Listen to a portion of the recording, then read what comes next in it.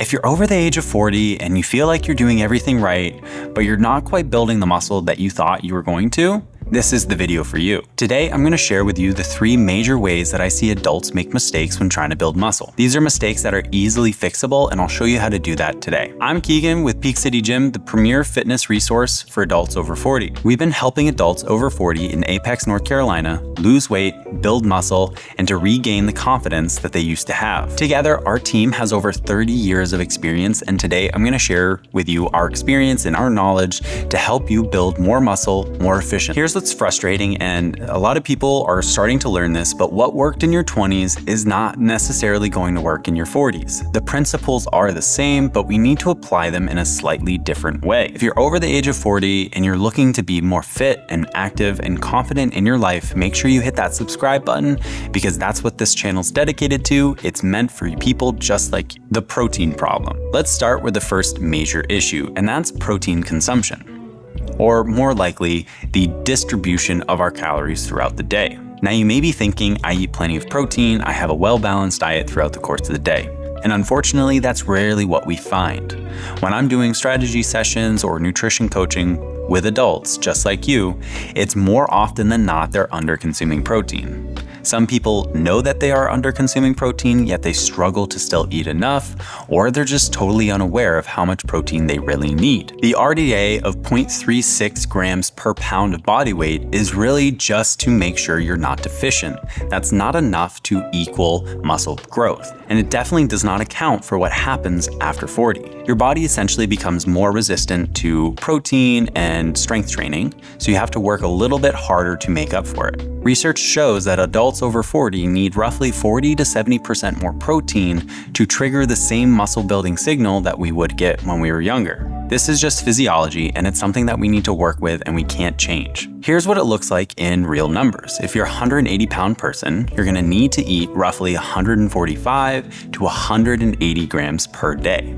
That's roughly 35 to 45 grams per meal if you're eating 3 to 4 meals. That's a lot more protein than what most people are eating, and it becomes a struggle to both eat enough protein while also managing calories. So what can we do to counteract that? The main issue I see when people are trying to hit their protein is they just start off really low in the morning. Some people will come into our nutrition sessions and they'll say, I had 2 eggs for breakfast. I got plenty of protein. 2 eggs is roughly only about 15 grams of protein. That is definitely not enough to equate to that 145 to 180 grams. It makes it really challenging once you get to dinner time that you're trying to make up this massive deficit. There's nothing special with getting 35 or 40 grams per meal. It's more that it's just making it more manageable throughout the course of the day so you don't have this massive meal that you're trying to shovel into your face. To make it simple, I usually coach a protein-first meal planning.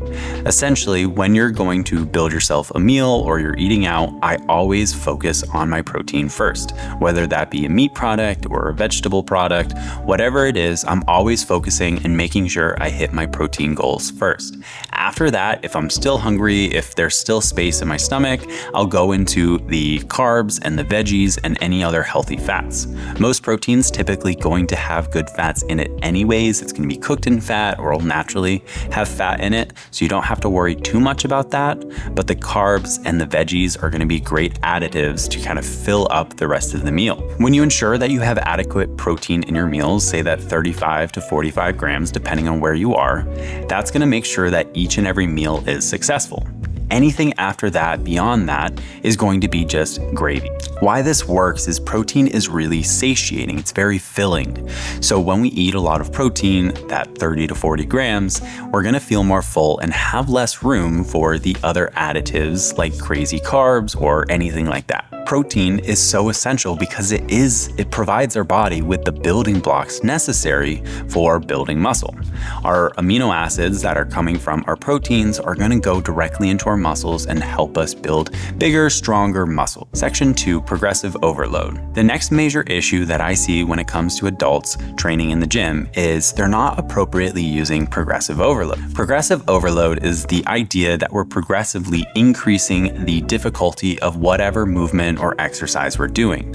So we want to stay consistent with that over time to build strength or to build more range of motion or to do more repetition. That's why here at Peak City Gym, we do all of our programs for an entire month. That provides you with the platform to increase the amount of weight you're doing, increase the range of motion. Those are great ways of progressively overloading or ensuring that you're building muscle and getting stronger. But here's where a lot of people, especially over 40, struggle with progressive overload, is they're afraid of getting injured, which is totally fair and understandable. No one wants to get injured, no one wants to feel pain. But generally, people are going to fall into two camps with this.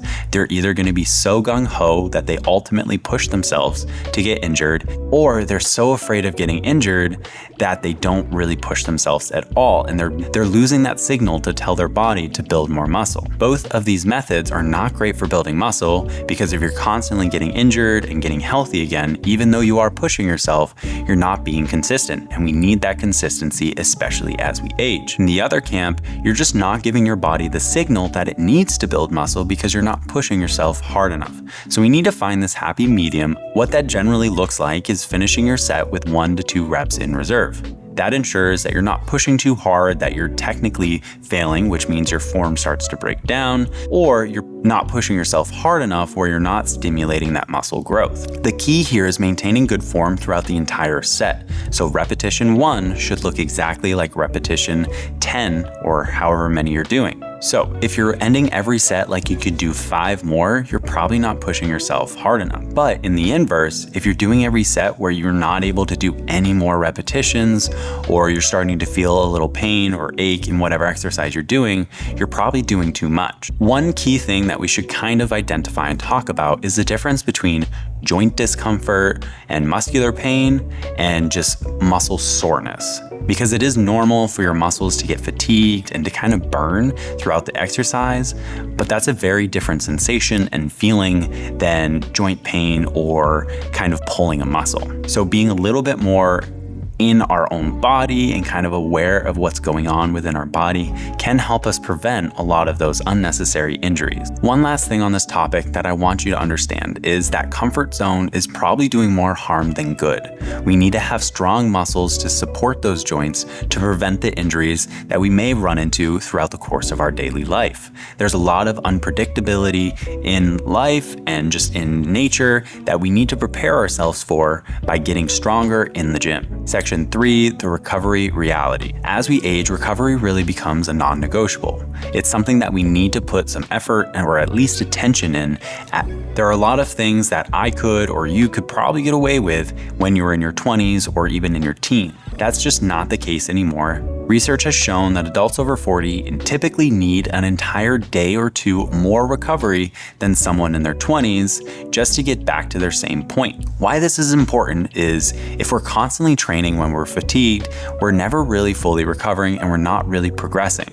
Our body's going to get more and more and more fatigued with time, which is going to increase the likelihood of getting injured. So we need to take that adequate time of recovering and getting stronger so that when we do come back, we are able to push ourselves as hard as we can. You'll typically know that you're under recovered if when you come into the gym and you try and do any of the exercises that you would normally do, and you're not quite able to push yourself as hard or you don't feel as good when you're lifting the weights, everything feels heavier, you're probably not fully recovered or you're just getting sick. So it's best that you take a moment to either tone back the exercises or the weights or just take a full recovery day. That way, next time when you come in, you're able to push yourself to that level that your body needs to build the muscle. I know I work in a gym, I'm a trainer, I get paid when people show up, but it's also important that we're maximizing our time in the gym and maximizing our results. Generally, I'm going to be able to build more muscle if I do it the second way, where I'm more recovered and I can put more intensity in my session than having these more moderate workouts throughout the course of the week. The main thing with recovery is really going to come down to your sleep quality. Now, I've done a lot of videos on sleep, so check the tag up above and you can see exactly what I would recommend for getting better quality sleep. As most people know, Everyone needs about 7 to 9 hours of sleep. There can be some variability in that, but typically speaking, 7 to 9 hours is ideal. That optimizes your muscle protein synthesis, that optimizes just your overall feeling, helps bring your cortisol levels down, and just makes you feel better and more energized to work out and to train harder. As I mentioned, we have an entire playlist dedicated to recovery strategies, so check that out in the video description below. That'll tell you everything you need to know about recovery in your 40s. The key point I want to mention is muscle building really only happens when we're recovering. If we're constantly working out, our body's never recovering and never having the time or the resources necessary to build muscle. This is going to be a small portion, but last but not least, we do need to mention hormones because that is an inevitability as we age. We see decreases in our anabolic hormones such as testosterone and estrogen. While these are important and crucial aspects of building muscle, there is not really anything that you can control that unless you're going a medical intervention, which is well outside of my scope.